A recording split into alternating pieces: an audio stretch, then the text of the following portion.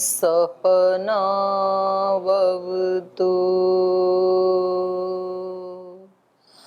सहनौ भुनक्तु सह वीर्यं करवावहै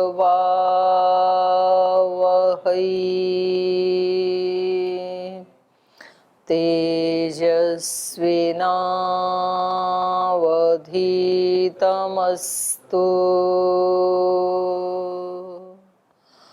मा विद्विषावहै।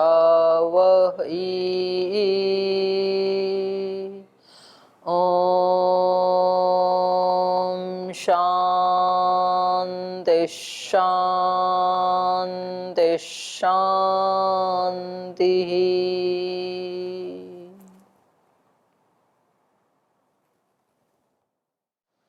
चलिए न्याय दर्शन का तृतीय अध्याय का प्रथमानिक पढ़ रहे थे हम, और यहाँ पर प्रसंग चल रहा है इंद्रिय परीक्षा का। पहले तो ये था कि इंद्रियां भौतिक हैं या अभौतिक, तो इसका तो एक निर्णय हो गया, इंद्रियां क्या हैं, भौतिक हैं और प्राप्यकारी हैं। अब था कि इंद्रिय एक ही मान लेते हैं। मेरे दिमाग में ना अभी भी वही चल रहा है योग दर्शन ऐसे लग रहा है, वैसे पहले भी लगता था ऐसे तो मेरे को, कि ये जो महापुरुष हैं इतनी साधना करते हैं, इतना जो तपस्वी जीवन जीते हैं, तो भाई ये मृत्यु के बाद ये कहाँ जाते हैं। जैसे नचिकेता को था ना, जैसे मेरे को भी लगता था इस आकाश में ऐसे ही रहते हैं, तो ऐसे तो भाई इसमें बहुत सारी चीजें रहती हैं, भूत प्रेत भी ऐसे ही रहते हैं। तो यदि ऐसे ही रहें निश्चेतना, मतलब एक जैसे, ये तो फिर कोमा में गए हुए जैसी स्थिति हो गई, तो क्या फायदा हुआ। तो रहते कहाँ होंगे ये, क्योंकि पृथ्वी और आकाश के सिवाय और कुछ दिखता है नहीं। तो भाई इतनी इन्होंने साधना की, तो कुछ तो स्पेशल स्थान होने चाहिए ना, कुछ तो उसका सुख मिलना चाहिए, इतना जो किया है। तो ये जो लोकांतर हैं, तो क्या अद्भुत रचना है ना ब्रह्मांड की। चलिए तो पढ़ते हैं, न्याय दर्शन में ही आते हैं। तो इन्होंने कहा एक ही इंद्रिय को मान लो, भिन्न भिन्न इंद्रिय मानने की आवश्यकता नहीं है, क्योंकि त्वग इंद्रिय जो वो सब जगह गई हुई है, तो उसी त्वचा के भिन्न भिन्न जो अवयव हैं उनसे ज्ञान हो जाएगा। तो इन्होंने कहा न युगपत अर्थानुपलब्ध है, सूत्रकार ने खंडन कर दिया। यदि एक ही त्वग इंद्रिय को मानेंगे तो, क्योंकि वो एक ही है, तो सारे अवयव उसके जो है एक साथ विषयों से जुड़ेंगे और एक साथ सब विषयों का ज्ञान होने लगेगा। लेकिन ये प्रत्यक्ष तो नहीं होता है, प्रत्यक्ष किसी को एक साथ सब विषयों का ज्ञान होता नहीं ना, तो ये प्रमाण रहित हो गया। और दूसरा हेतु दिया विप्रतिषेधाच्च न त्वग एका। हाँ, तो यही पढ़ना है ना आज। तो विप्रतिषेध होने से भी त्वचा एक नहीं है, व्याघात होने से, परस्पर विरोध होने से। क्या व्याघात होगा, तो कह रहे हैं न खलु त्वग एकम इंद्रियम व्याघातात्, अकेली त्वचा इंद्रिय नहीं हो सकती है, परस्पर विरोध होने से। त्वचा रूपाण्य प्राप्तानि गृह्यन्ते इति अप्राप्यकारित्वे स्पर्शादिषु अपि एवं प्रसंग। ये जो कोमा लगा है ना इति के बाद, ये सॉरी पूर्ण विराम, इसको हटा दीजिए, ये एक ही वाक्य है। त्वचा रूपाण्य प्राप्तानि गृह्यन्ते इति अप्राप्यकारित्वे, इति के बाद जो पूर्ण विराम है इसको हटा दें। त्वचा से रूप प्राप्त नहीं होते हैं, इति गृह्य, त्वचा रूपाणि अप्राप्तानि गृह्यन्ते इति अप्राप्यकारित्वे, माने त्वग इंद्रिय को अप्राप्यकारी यदि मानेंगे तो स्पर्शादिषु अपि एवं प्रसंग है, तो फिर स्पर्श भी बिना टच किए ही प्राप्त हो जाने चाहिए। क्योंकि पूर्व पक्षी क्या मानता है, त्वचा एक इंद्रिय है केवल, और इससे सब विषयों की प्राप्ति हो जाएगी, तो त्वचा से ही रूप भी प्राप्त हो जाएंगे। तो त्वचा रूप के पास तो जा नहीं सकती है, जैसे चक्षु रश्मि जाती है वैसे। और हम जो भी रूप देखते हैं वो त्वचा को टच करके थोड़ी देखते हैं। तो कह रहे हैं कि जैसे बिना उसको प्राप्त किए, अर्थ को बिना सन्निकर्ष हुए रूप की प्राप्ति हो रही है, तो ये इंद्रिय क्या हो गई, त्वच इंद्रिय या सभी इंद्रियों का एक जो सामूहिक रूप है वो अप्राप्यकारी हो गई। अप्राप्यकारित्वे स्पर्शादिषु अपि एवं प्रसंग, तो फिर स्पर्श आदि भी ऐसे ही होने लगेंगे, दूर से ही पता लग जाएगा हमें किसी चीज का कठोर है कैसा है। स्पर्शादि नाम च प्राप्तानाम ग्रहणाद रूपादीनाम प्राप्तानाम ग्रहणमिति प्राप्तम, और यदि स्पर्श आदि जो है वो प्राप्त करके ग्रहण हो रहा है तो फिर रूपादि नाम अपि प्राप्तानाम ग्रहणम इति, तो फिर तो रूप आदि भी टच करके ही पता लगेगा। तो दोनों में से एक सिद्धांत मानना पड़ेगा ना आपको, या तो प्राप्यकारी या तो अप्राप्यकारी, तो ये दोष आएगा, परस्पर विरोध हो जाएगा। और यदि आप कहो प्राप्याप्राप्यकारित्वमिति चेत, कुछ विषय में त्वचा प्राप्यकारी है, कुछ विषयों को ग्रहण करने में अप्राप्यकारी है, ऐसा यदि कहें तो आवरणानुपपत्ते विषय मात्रस्य ग्रहणम, तो बोले फिर तो ये जो हम आवरण आदि की चर्चा कर रहे थे पीछे, उसकी भी अनुपपत्ति हो जाएगी, क्योंकि जब अप्राप्यकारी मानेंगे तो जो व्यवहित चीजें हैं या दूरस्थ चीजें हैं उनका भी ग्रहण होने ही लगेगा, सबका ग्रहण होने लगेगा, विषय मात्र का ग्रहण होने लगेगा। अथापि मन्येत प्राप्तः स्पर्शादय त्वचा गृह्यन्ते रूपाणि तु अप्राप्तानि इति। यदि आप यूं कहें कि प्राप्तः स्पर्शादय, स्पर्शादय माने सभी विषय जो हैं वो तो उसमें तो त्वचा से टच करके वो प्राप्त होंगे, होते ही हैं। जैसे गंध यहाँ आके टकराती है त्वचा से, शब्द यहाँ के टकराता है, रस भी यहाँ के टकराता है, और स्पर्श भी टच करके पता, तो एक रूप ही तो बचा, तो उसको हम अप्राप्यकारी मान लेंगे, बाकी चार प्राप्यकारी मान लेंगे। अथापि मन्यता प्राप्त स्पर्शादय त्वचा गृह्यन्ते, स्पर्श आदि जो हैं वो त्वचा से ही गृहित होते हैं और वो प्राप्यकारी है। और रूपाणी तो अप्राप्तानि थी, रूप जो है वो अप्राप्यकारी हो गया। एवं सती नास्ति आवरणम, तो रूप के विषय में जब आपने ये मान लिया कि वो अप्राप्यकारी है, तो फिर आवरण की कोई आवरण बचा ही नहीं। आवरण के पार भी अप्राप्यकारी, तो आवरण के पार भी देख ही लेगी रूप को, तो उसको अनुमान प्रमाण से मानने की कोई आवश्यकता ही नहीं आवरण को। एवं सती नास्ति आवरणम, आवरण अनुपपत्तिश्च रूप मात्रस्य ग्रहणम, और आवरण की अनुपपत्ति होने से तो प्रत्येक रूप मात्र का ग्रहण होने लगेगा। व्यवहितस्य व्यवहितस्य च अव्यवहितस्य च इति, चाहे अव्यवहित है, सामने कोई रूप है, चाहे तो दीवार आदि के उस पार व्यवहित है, क्योंकि अप्राप्यकारी इंद्रिय हो गई ना रूप के विषय में त्वचा। तो फिर तो दूरांतिकानुविधानम च रूपोपलब्ध्यनुपलब्ध्यो न स्यात्, तो दूर का पास का जो अनुविधान किया था पीछे कि भाई चक्षु इंद्रिय को बहुत दूर का दिखाई नहीं देता है, किसी चीज की अनुपलब्धि कब होती है, कोई चीज बहुत दूर हो या तो व्यवहित हो, तो बोले इन सब का विधान टूट जाएगा और सबकी प्राप्ति होने लगेगी, क्योंकि इस इंद्रिय को आपने क्या मान लिया, अप्राप्यकारी। अप्राप्तम त्वचा गृह्यते, क्योंकि त्वचा इंद्रिय अप्राप्यकारी होकर के रूप का ग्रहण कर रही है। अप्राप्तम त्वचा गृह्यते रूपम इति दूरे रूपस्य अग्रहणम, जो दूर वाले रूप का अग्रहण हो रहा था, अंति के च ग्रहणम, और नजदीक वाले का ग्रहण हो रहा था, इति एतत् न स्यात् इति, तो ये व्यवस्था नहीं रहेगी, फिर तो रूप मात्र का ग्रहण होने लगेगा। तो ये दोष आने से एक त्वग इंद्रिय सब विषयों का ग्रहण नहीं कर सकती, इंद्रियां नाना हैं या पांच हैं। एकत्व प्रतिषेधाच नानात्व सिद्धौ, तो इस प्रकार से एकत्व का प्रतिषेध होने से और इंद्रियों के नानात्व की सिद्धि होने से स्थापना हेतु अपि उपादीयते। अब इसकी स्थापना का हेतु भी बता रहे हैं कि पांच क्यों मान रहे हैं हम इंद्रियों को, तो इसका हेतु है इंद्रियार्थ पंचत्वात्, क्योंकि इंद्रियों के विषय पांच हैं तो इसलिए पांच इंद्रियां माननी पड़ेंगी, ये उसका हेतु है। अर्थः प्रयोजनम, अर्थ का मतलब है सूत्र में प्रयोजन, इंद्रियों का प्रयोजन पांच प्रकार का है ना, तो इसलिए हमने पांच मानी है, विषय पांच हैं उसके। तत् पंच विधानम इंद्रियाणाम, क्योंकि प्रयोजन वैसा ही है, इसलिए इंद्रियां 5 प्रकार की हैं। स्पर्शनेन इंद्रियेण स्पर्श ग्रहणे सति न तेनैव रूपम गृह्यते इति रूप ग्रहण प्रयोजनम चक्षु अनुमीयते। कह रहे हैं स्पर्श इंद्रिय के द्वारा स्पर्श का ग्रहण हो जाने पर उसी स्पर्श इंद्रिय से त्वचा से न तेनैव रूपम गृह्यते, त्वचा से रूप का ग्रहण तो नहीं होता है, इसलिए रूप ग्रहण प्रयोजनम चक्षु अनुमीयते। रूप ग्रहण के प्रयोजन के लिए चक्षु को अनुमान प्रमाण से हमने जाना कि रूप का ग्रहण इस इंद्रिय से नहीं होता, जिससे होता है उसको हम चक्षु कहेंगे।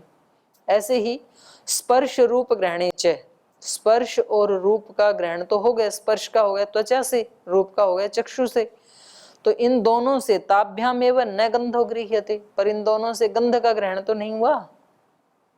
इति गंध ग्रहण प्रयोजनम घ्राणम अनुमीयते। तो फिर गंध के ग्रहण को सिद्ध करने के लिए फिर हमने घ्राण इंद्रिय का अनुमान प्रमाण से ज्ञान किया। और त्रयाणाम ग्रहणे न तैरेव रसो गृह्यते, इन तीनों का ग्रहण करने के बाद इन तीनों से रस की प्राप्ति तो हुई नहीं। इति रस ग्रहण प्रयोजनम रसनम अनुमीयते, इसलिए रसनेन्द्रिय का अनुमान होता है। और चतुर्राम ग्रहणे न तैरेव शब्द श्रूयते, इन चारों का ग्रहण होने पर चार विषयों का, चार इंद्रियों से, उन्हीं चारों से शब्द का श्रवण तो नहीं होता है, इसलिए शब्द ग्रहण प्रयोजनम श्रोत्रम अनुमीयते। तो इसलिए श्रोत्र इंद्रिय का ज्ञान हुआ अनुमान प्रमाण से। एवं इंद्रिय प्रयोजनस्य इतरेतर साधन साध्यत्वात् पंचैव इंद्रियाणि अनितरेतर।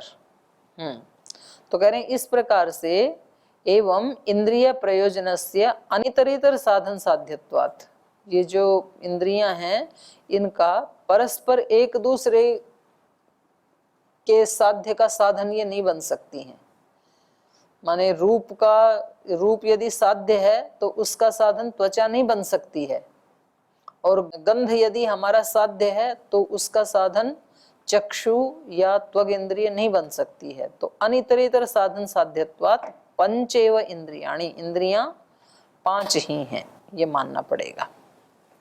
तो अब पूर्व पक्षी कह रहे हैं न तदर्थ बहुत्वात्, कह रहे हैं विषय 5 ही थोड़ी हैं, विषय तो बहुत सारे हैं, तो फिर इंद्रियां भी बहुत सारी मानो, 5 ही क्यों मान रहे हो। न खलु इंद्रियार्थ पंचत्वात् पंचेन्द्रियाणि इति सिद्ध्यति, बोली इंद्रियों के विषय 5 हैं, इससे यदि आप कह रहे हो कि इंद्रियां भी 5 हैं तो ये तो सिद्ध नहीं होता है। कस्मात् तेषाम अर्थानाम बहुत्वात्, इंद्रियों के विषय तो बहुत सारे हैं। बहव खलु इमे इंद्रियार्थाः, बहुत सारे हैं ये इंद्रियों के विषय तो। स्पर्शास्तावत्, बोले स्पर्श के ही देख लो पहले, तो स्पर्श के ही कितने विषय हैं। स्पर्शास्तावत् शीतोष्णानुष्ण शीता इति, कुछ विषय ठंडे हैं, कुछ तो गर्म हैं, कुछ तो अनुष्ण शीत हैं, तो 3 प्रकार के तो इसी के ही हो गए। ऐसे ही रूप के विषय देख लो, रूपाणी शुक्ल हरितादीनी, कुछ शुक्ल रूप हैं, कुछ हरे नीले पीले काले लाल फिरोजी नारंगी, कितने सारे रूप है ना। और गंधा इष्ट अनिष्ट उपेक्षणीय, कुछ इष्ट गंध हैं, और इष्ट गंध में भी फिर कितने हो जाएंगे, गुलाब का, गेंदे का, कमल का, और कुछ अनिष्ट गंध हैं तो उसमें भी बहुत सारे हो जाएंगे, मांस आदि का, है ना। और कुछ उपेक्षणीय हैं तो वो भी बहुत सारे हैं। ऐसे ही रसः कटुकादय षड्रस बताए हैं ना, तो 6 रस तो वही हैं, और उनमें भी 1-2 को 1-2 से मिक्स कर दें तो और भी कई सारे बन जाएंगे, तो बहुत सारे रस हैं। ऐसे शब्द भी बहुत हैं। वर्णात्मानो ध्वनि मात्राश्च भिन्नाः, वर्ण ही कितने हैं और फिर उनकी ध्वनि जो बनती हैं, तो बहुत सारे विषय हैं शब्द के भी। तद यस्य इंद्रियार्थ पंचत्वात् पंचेन्द्रियाणि तस्य इंद्रियार्थ बहुत्वात् बहुनि इंद्रियाणि प्रसज्यन्ते इति। तो कह रहे हैं जिसके मत में इंद्रियों के विषय 5 होने से इंद्रियां 5 हैं, तो फिर हम उससे कहेंगे कि भाई विषय बहुत होने से आपकी इंद्रियां बहुत होनी चाहिए, तो विषय तो बहुत सारे हैं। तो उसका उत्तर दे रहे हैं। गंधत्वाद्य व्यतिरेकाद गंधादीनाम अप्रतिषेधः। गंधत्व आदि अव्यतिरेकात, बोले गंध आदि तो कई हैं पर उन सभी गंधों में गंधत्व तो एक ही है ना, उसका अव्यतिरेक होने से, उसका अभेद होने से, अभिन्नत्व होने से। गंधत्वादि अव्यतिरेकात गंधादि नाम अप्रतिषेध। तो गंधादि जो विषय हैं वो 5 ही हैं और उसके अकॉर्डिंग इंद्रियां भी 5 हैं। इस पंचत्व में प्रतिषेध नहीं हो सकता, इस पंचत्व में तो अप्रतिषेध ही है। गंधत्वादि भी स्वसामान्यीकृत व्यवस्थानाम गंधादीनाम यानि गंधादि ग्रहणानि तानि असमान साधन साध्यत्वात् ग्राहकांतराणि न प्रयोजयन्ति।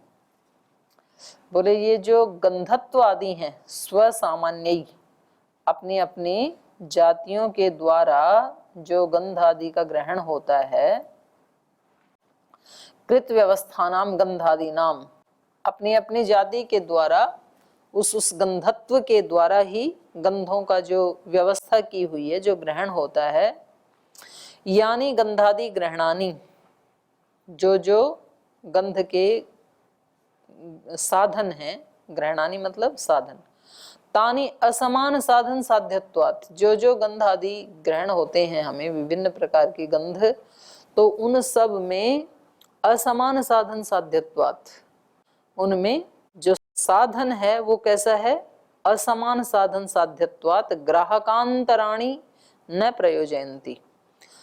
उन सब में ग्राहक जो इंद्रिय है वो भिन्न भिन्न नहीं है। ग्राहकांतराणि न प्रयोजयन्ति, ग्राहक इंद्रिय तो एक ही है ना, मतलब जिस ग्राहक इंद्रिय, घ्राण इंद्रिय ने सुगंध को सूंघा, एक गंध को सूंघा, उसी ने दूसरे को, तीसरे को सूंघा, तो ग्राहक अलग अलग नहीं है ना उनको सूंघने की, और गंधत्व भी उनमें एक ही है, गंध भिन्न भिन्न है। तो ये कह रहे हैं, ये अर्थ समूहो अनुमानम उक्तो न अर्थैक देश है। हमने जो विषय 5 बचाए ना, तो वो 5 हमने कैसे बताए, अर्थ समूह में, माने वो जो गंध वंध बहुत सारी गंध हैं, तो उन सब में गंधत्व एक है, तो उन सब को हमने इकट्ठा कर दिया, तो वो सारा क्या हो गया, गंध विषय, और उसको ग्रहण करने वाला एक ही इंद्रिय है सबको।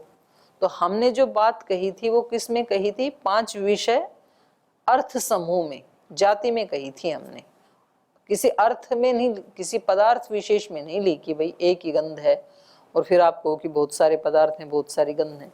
अर्थ समूहो अनुमानम उक्त, हमने अर्थ समूह को लेकर, माने गंधत्व आदि रूप से जो संग्रहित जो अर्थ समूह है वो पूरा का पूरा हमने अनुमान हेतु के रूप में कहा था। न अर्थैक देश, किसी पदार्थ के बारे में नहीं कहा था। अर्थैक देशं च आश्रित्य विषय पंचत्व मात्रम भवान प्रतिषेधति, और आप उसको अर्थैक देशं च आश्रित्य, किसी अर्थ एक पदार्थ के रूप में लेकर के, उसका आश्रय करके विषय के पंचत्व का प्रतिषेध कर रहे हैं। तस्माद् अयुक्तो अयं प्रतिषेध इति, तो ये आपका प्रतिषेध करना उचित नहीं है, क्योंकि हमने किसी एक पदार्थ के या एक गंध के बारे में तो कहा ही नहीं था। विषय 5 है, इसका मतलब केवल 5 ही हैं ऐसा थोड़ी कहा था, वो जाति में 5 कहा था हमने, समूह में 5 कहा था। तो कहा कथम पुनः गंधत्वादि भी स्वसामान्य ही कृत व्यवस्था गंधादय इति, तो ये कह रहे हैं थोड़ा विस्तार से समझाओ कि आपने समूह में कैसे लिया, इसको जाति में कैसे लिया। कथम पुनः गंधत्व आदि भी स्वसामान्य, गंधत्व आदि जाति के द्वारा, कथम कृत व्यवस्था गंधादय, गंधादि की कैसे आपने व्यवस्था की, ये जरा समझाइए।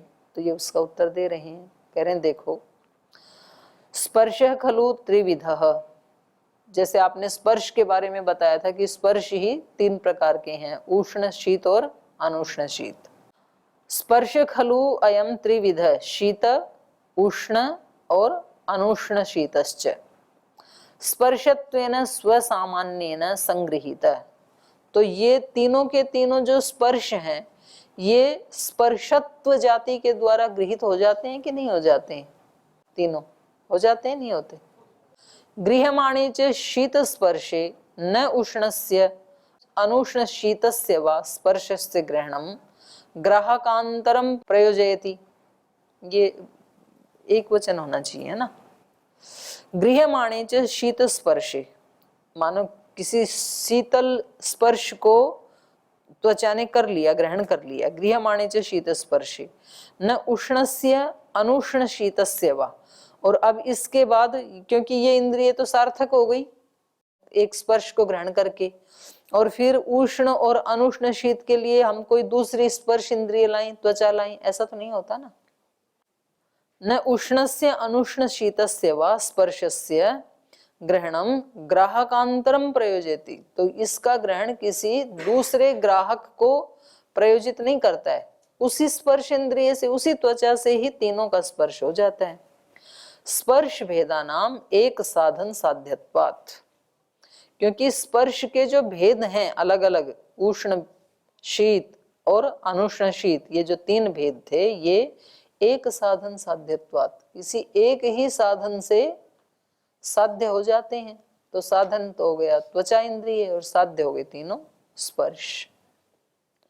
ये नेव शीत स्पर्शो गृह्यते तेनैव इतरौ अपि इति, जिस त्वग इंद्रिय से शीत स्पर्श का ग्रहण होता है, तेनैव उसी त्वग इंद्रिय से इतरौ अपि उष्ण का भी ग्रहण होता है और अनुष्ण शीत का भी होता है।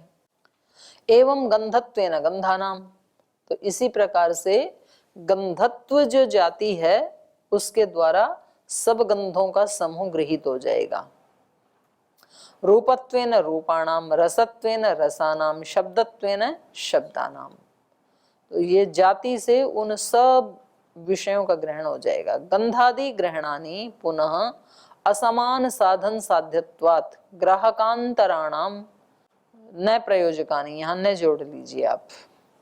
गंधादि ग्रहणानि, गंधादि के जो ग्रहण होते हैं वो सब असमान साधन साध्यत्वात्, एक ही समान साधन के द्वारा साध्य होने से ग्राहकांतराणाम न प्रयोजकानि, किसी दूसरे इंद्रिय को वो के प्रयोजक नहीं होते। वो जो विषय हैं किसी दूसरे इंद्रिय को लाने के लिए उस इंद्रिय को बाधित नहीं करते कि इसके लिए अलग इंद्रियां होनी चाहिए।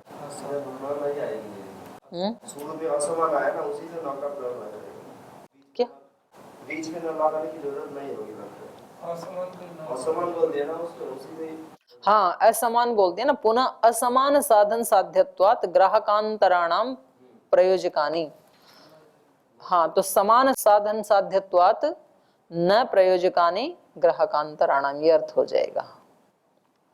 तस्माद् उपपन्नम इंद्रियार्थ पंचत्वात्, तो इसलिए इंद्रियों के विषय पांच होने से पंचेंद्रियाणि इति, इंद्रियां भी पांच ही हैं। तो ये सिद्ध हो गया इंद्रियां पांच हैं, इंद्रियां प्राप्यकारी हैं और इंद्रियां भौतिक हैं। तो ये इंद्रियों की परीक्षा पूरी होगी। यदि सामान्यम संग्राहकम प्राप्तम इंद्रियाणाम, तो विषयत्व अव्यतिरेकाद एकत्वम, यदि सामान्य, अभी थोड़ा सा और चला रहा है इसको, जो पूर्व पक्षी है ना, कह रहा है यदि सामान्यम संग्राहकम, यदि जाति सबका ग्राहक होता है तो प्राप्तम इंद्रियाणाम, तो फिर वो जाति तो इंद्रियों में भी प्राप्त है। इंद्रियों में क्या है? इंद्रियत्व, तो फिर तो एक ही इंद्रिय मान लो, क्योंकि इंद्रियत्व तो सब में है ही। तो ये थोड़ी छल कर रहा है, छल का प्रयोग। तो करें विषयत्व अव्यतिरेकात, पांचों जो विषय हैं उन विषयों में विषयत्व तो एक ही है ना, तो इसलिए एकत्वम, तो इंद्रियों को पांच मानने की जरूरत नहीं है ना, विषय पांच मानने की जरूरत नहीं है। पांच विषयों के कारण पांच इंद्रिय मान रहे थे ना, तो उन पांचों विषयों में भी विषयत्व तो एक ही है। तो एक ही विषय मानो, एक विषय तो एक विषय को ग्रहण करने के लिए एक इंद्रिय मानो। फिर विषयत्वेन ही सामान्येन गंधादय संगृहीता इति, जो विषयत्व जाति है उसके द्वारा ये सभी गंधादि विषय संग्रहित हो जाएंगे। तो 5 विषय क्यों मानते हो, एक ही मानो। इसका उत्तर दे रहे हैं, न बुद्धि लक्षणाधिष्ठान गत्याकृति जाति पंचत्वेभ्य। कह रहे नहीं, बुद्धि लक्षणा बोले इन सब का बुद्धि रूप लक्षण, ज्ञान रूप लक्षण अलग है सबका, सबको अलग अलग ज्ञान होता है ना, और अधिष्ठान सबका अलग अलग है। तो कर्ण इंद्रिय जो है वो कान में रहती है, घ्राण इंद्रिय नाक में रहती है, तो सबके अधिष्ठान अलग हैं। गति सबकी क्रिया अलग अलग है, आकृति सबकी आकृति भी अलग है, और जाति, जाति से अर्थ है यहाँ पर प्रकृति, कारण, सबका कारण या सबका जाति मतलब योनि सबकी अलग अलग है। 5 भूतों से उत्पन्न हुई है ना सारी, तो ये इन सारे कारणों से एक इंद्रिय नहीं मान सकते हैं, इन इंद्रियों का पंचत्व ही सिद्ध होता है। न खलु विषयत्वेन सामान्येन कृत व्यवस्था विषया ग्राहकांतर निरपेक्षा, रे लगा लो यहाँ पर, निपेक्षा लिखा है ना, निरपेक्षा एक साधन ग्राह्या अनुमीयन्ते। करें विषयत्व जाति से जो आप कह रहे हैं कि सारे विषय विषयत्व जाति के अंतर्गत आ जाएंगे, तो विषयत्वेन सामान्येन कृत व्यवस्था विषया ग्राहकांतर निरपेक्षा एक साधन ग्राह्या न अनुमीयन्ते, न यहाँ आकर के जुड़ जाएगा। तो जो आप विषयत्व जाति को लेकर के जो आप व्यवस्था बना रहे हैं और उसमें ग्राहकांतर निरपेक्षा, दूसरी इंद्रियों की अपेक्षा नहीं है ऐसा कह रहे हैं आप। ग्राहक माने इंद्रियां और ग्राहकांतर माने उनका भिन्नत्व, और एक साधन ग्राह्य अनुमीयन्ते इति न, एक ही साधन से जो आप उनको ग्राह्य मान रहे हैं तो ये उचित नहीं है।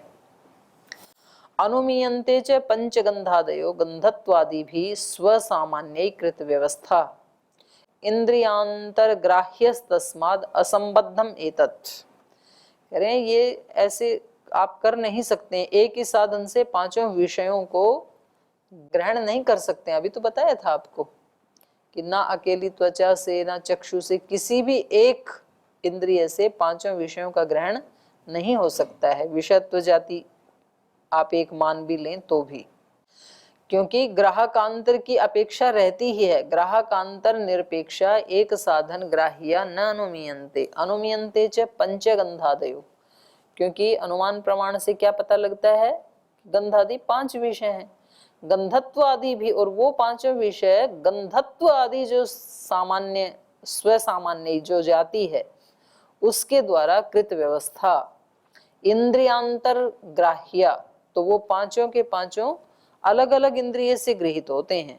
तस्माद असंबद्धम एतत्, इसलिए ये आप जाति का आश्रय लेकर के और सारे विषयों को एक विषयत्व जाति में ला करके एक इंद्रिय से यदि प्राप्त करवाना चाहें तो ये संबद्ध नहीं है।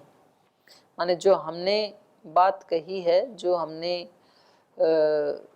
गंधत्व आदि जाति की बात की है, तो उसका संबंध इसके साथ आप जोड़ना चाहें विषयत्व के साथ, तो ये उचित नहीं है। अयम एव च अर्थो अनुद्यते, तो यही अर्थ अनुद्यते कहा जाता है बुद्धि लक्षण पंचत्वाद इति। तो यही तो हमने कहा था कि बुद्धि लक्षण माने ज्ञान का लक्षण 5 होने से, ये पीछे भाष्य में कहा था। बुद्धय एव लक्षणानि विषय ग्रहण लिंगत्वाद इंद्रियाणाम, इंद्रियां 5 हैं विषयों का ग्रहण करने में, तो ये कैसे हम जाने, तो कहा बुद्धय एव लक्षणानि, जो 5 प्रकार के ज्ञान हो रहे हैं वो 5 ज्ञान ही इन 5 इंद्रियों के होने का लक्षण है। बुद्धय एव लक्षणानि विषय ग्रहण लिंगत्वात्, क्योंकि 5 प्रकार के विषयों को ग्रहण करने के कारण इंद्रियाणाम तदेतत् इंद्रियार्थ पंचत्वादि पंचत्वात् इति एतस्मिन् सूत्रे कृत भाष्यम इति। तो बोले ये हमने बता ही दिया है, इंद्रियार्थ पंचत्वात् इस सूत्र में हमने बता दिया। कि विषय 5 हैं और उनके ग्राहक भी 5 होने चाहिए। ज्ञान 5 प्रकार का होता है हमें। तस्मात् बुद्धि लक्षण पंचत्वात् पंचेंद्रियाणि। तो ज्ञान का लक्षण 5 प्रकार का होने से इंद्रियां कितनी हैं? 5 ही हैं।